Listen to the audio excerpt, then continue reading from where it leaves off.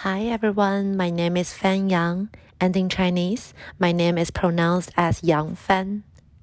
Due to my unique educational experience spanned both in China and the United States, and with incorporating all the information we learned throughout the course, I'm so honored to present the comparative analysis video of classroom practices compared in Japan, China, and the US education system.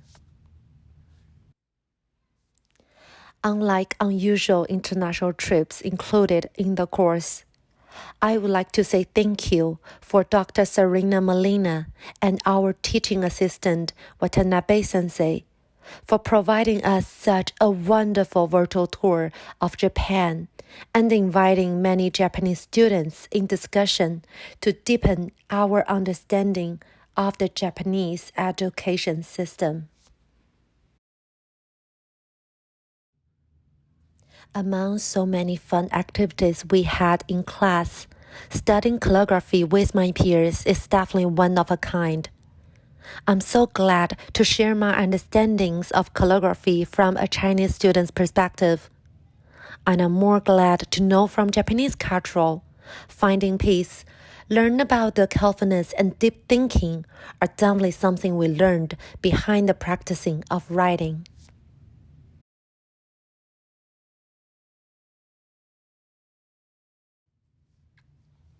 Therefore, given everything we learned and practiced so far, I came up with a research question. How is the comparison of classroom practices among Japan, China, and the United States education system affecting my future academic TESOL teaching profession?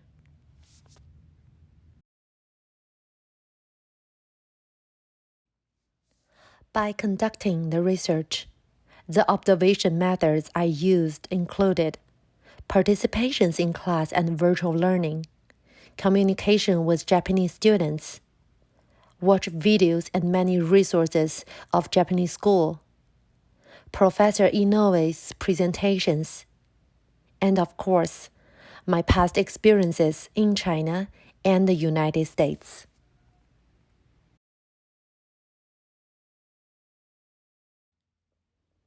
Between Japan and China, there are more similarities than differences in education system.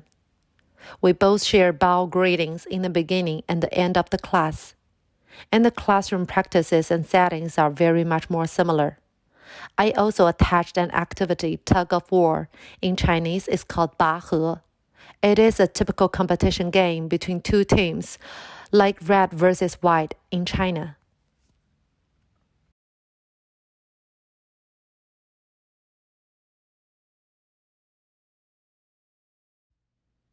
Based on the pictures between Japan and the US, the textbook in Japan is thinner and simpler for students, and therefore the teaching approaches are definitely different, and students need to find more practices outside the textbook.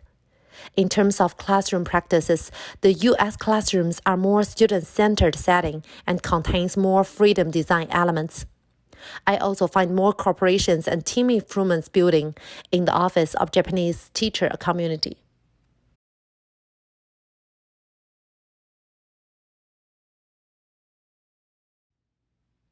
Based on my research, the first literature review I find closely connected to is from Dr. Inoue's book. Since teaching is a cultural activity, it could be hypothesized that making lesson study an arena for teacher development requires examining and transforming the cultural foundation of professional development. Compared with the lack of teacher collaboration in the United States, Dr. Inoue talked about the Japanese education system, highlights the importance of Japanese teachers working together, sharing the pedagogical content and knowledge, and deepening the understanding of how to improve the students' learning process on the overarching goal in the lesson study.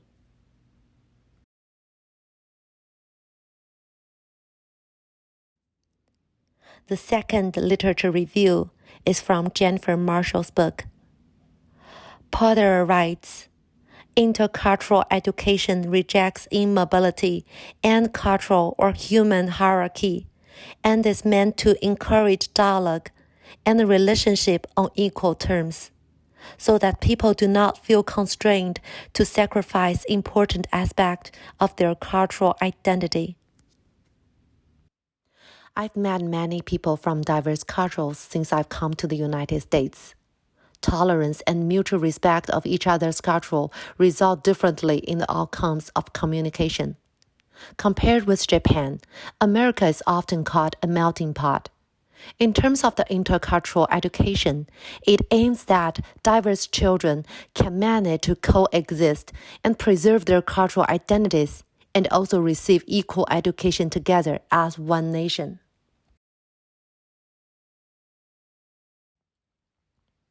As a master's student in the program of TESOL at USD, it often comes to my mind that what can I really bring to my students besides teaching them language? During the research, the 5 Cs concept in Marshall's book is quite motivating my thinking. I hope to create a free and safe environment for my students and build a united community among the ESL students. In the community, we respect each other's unique cultures, make connections with each other no matter we share similar or different goals. And in this united community, we compare our similarities and differences among the mother tongue language and second language and all cultures.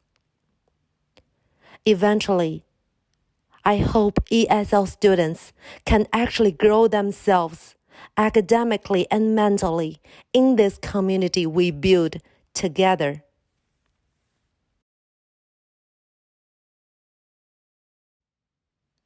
Thank you so much for watching. I hope you enjoyed my video. And thank you so much for the wonderful learning journey we had together.